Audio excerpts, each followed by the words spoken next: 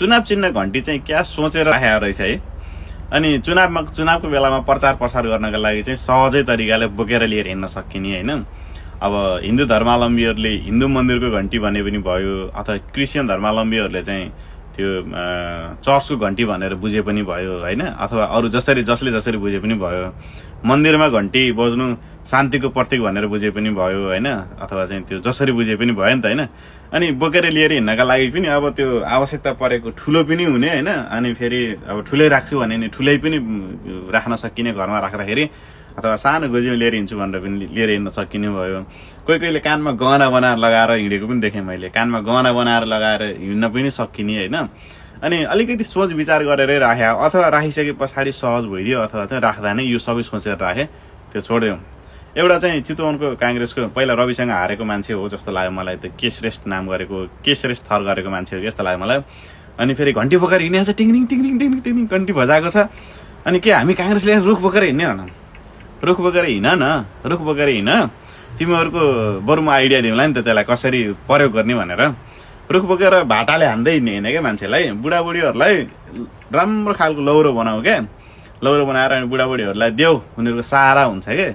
अनि माओवादी त सकियो, त्यो चाहिँ परलोक पुगिसक्यो माओवादी नामको, त्यो सँगै एउटा के पार्टी अहिले त्यही माओवादीको मान्छेहरू के पार्टीमा छन्, उनीहरूले पनि तारा नै त दिन सक्दैन। उनीहरूले हँसिया हतौडी, पहिला चाहिँ हँसिया हतौडी पनि यस्तो हँसिया लिएर काटेरै मात्रै हँसिया काम हुन्छ भन्ने हुन्न नि त, हँसिया पनि मान्छेका घाँटी काटेर काम हुन्छ भन्ने होइन नि त। त्यो उनीहरूलाई चाहिँ त्यो हिजो बिहान गर्न त त्यही नै गरे आउन होइन, घाँस काट्न देऊ हतौडा, कसैलाई त्यो डकर्मीहरूलाई देऊ हतौडाहरू होइन, तिनी देऊ, त्यो पनि प्रयोग हुन्थ्यो होइन।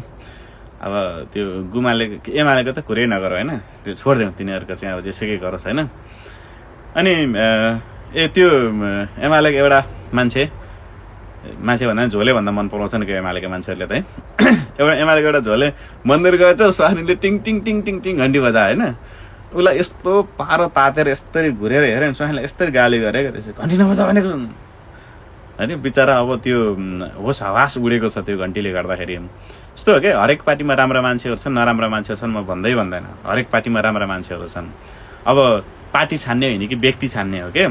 अब कोहीले कोही भागेर जन्म चाहे, कसैले टाउको फुटाएर अहिले चाहिँ कता सिङ्गापुर कि कतातिर अहिले चुनावको माहौलमा हिँडिराखेका छन् रे होइन। हुन त आफूलाई पुग्ने गरी लुटेर भ्यायो होलान्, लुटिसक्यो होलान्, आफूलाई पुग्ने 7 पुस्ता पुग्ने गरी कमाइसक्यो होलान्। हिजो बिहान दुर्गा प्रसादले भनेको 31को बुट समातेर गर्ने भन्थ्यो क्या, त्यो मान्छे त्यस्तो मान्छेहरू काठमाडौँमा आएर होइन त्यत्रा घर बङ्गलाहरू बनाएर पैसा यति जम्मा गरेका 3 दिन 4 दिनसम्म आगोलेसम्म नभ्याउने भनेपछि उसको 7 पुस्ताले खर्च गरेर त भ्याउन्न, आगोले जलेर पनि 3 दिनसम्म जलेर पनि नसकिने, खरानी पनि बनाउन नसकिने 3 दिनसम्म लाग्दाखेरि आगोले, हेर्नुहोस् त कति पैसा जम्मा गरेको रहेछन्।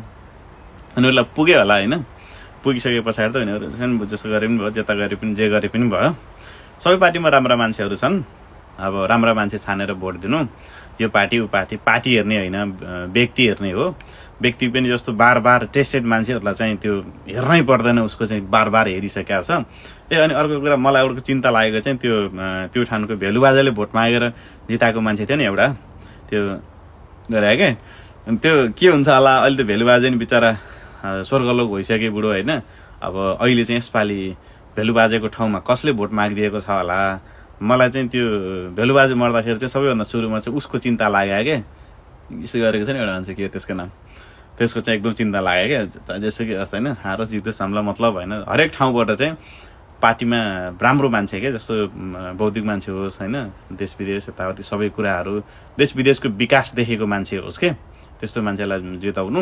हुन त सबैले देश विदेश घुमेकै छन्, देखेकै छन्, तर चाहिँ देखेर चाहिँ उसले चाहिँ त्यो गर्नुपर्छ भन्ने भावना भएको मान्छे होस् क्या, त्यस्तो मान्छेलाई जिताउनु। त्यति भइसके पछाडि त हरेक पार्टीमा नयाँ पार्टी हुने बित्तिकै नयाँ पार्टीमा सबै मान्छे राम्रा मान्छे छन् भन्ने पनि छैन, पुरानो पार्टीमा सबै मान्छे खराब मान्छे छन् भन्ने पनि छैन क्या। पुरानो पार्टीका केही मान्छेहरू, केन्द्रमा बस्ने मान्छेहरूले अलिकति व्यथिति गरिदिनाले चाहिँ त्यो पार्टीभित्र रहेका राम्रा मान्छेहरूलाई पनि कस्तो अहिले मुख देखाउन लाज भएको छ क्या। अब त्यो भएर चाहिँ अब चुनाव नजिकै नै छ, तपाईँले चाहिँ राम्रो मान्छे जिताउनुहोस्, जसले गर्दाखेरि तपाईँभन्दा पछिल्लो पुस्ताहरूले तपाईँलाई चाहिँ स्याबास भनुन्, मेरो बाउले, मेरो बाजेले, मेरो अथवा यसले चाहिँ मेरो अघिल्लो पुस्ताहरूले चाहिँ राम्रो मान्छे छानेर भोट हालिदिएका थिए र म चाहिँ नेपाल आफ्नै देशमा जन्मदेशमै बस्न पाएको छु, जन्मदेशमै रमाउन पाएको छु, 2-4 हजार कमाउनको लागि चाहिँ मैले दुःख पाउनु परेको छैन।